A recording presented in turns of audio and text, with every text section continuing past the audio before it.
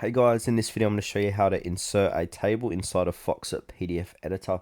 If you find this video helpful, please consider to like this video and subscribe to my channel. In saying that, let's just jump straight into the video. Okay, so first off, Foxit PDF Editor doesn't have a create table option inside of it. So basically what we want to do is copy and paste that table from your program or Google Sheets, wherever you're finding that table from. So what I'm using for this demonstration is Google Sheets. So I'm just going to open it up and I've got this table here. So I want to go ahead and paste this table inside of Google Sheets. What I can do is go ahead and copy it, Control C, then come back to Foxit PDF Editor, click on the hand tool, and then go ahead and paste. You can see it's here, and then I can drag this around. I can make it larger and smaller, like so.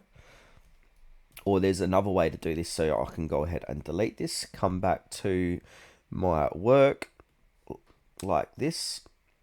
And I'm just going to go ahead, copy here, just get that out. Now I'm just going to format this a bit so it looks a bit better, like so. Now what I can do is use my snipping tool. So if you don't have it, go ahead and download it. It's a great little tool. So here it is, this snipping tool.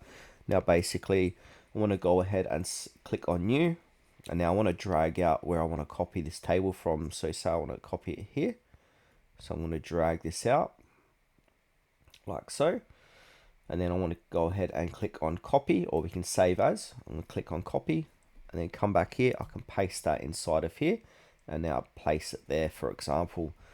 So that's how to insert a table inside of Foxit PDF Editor.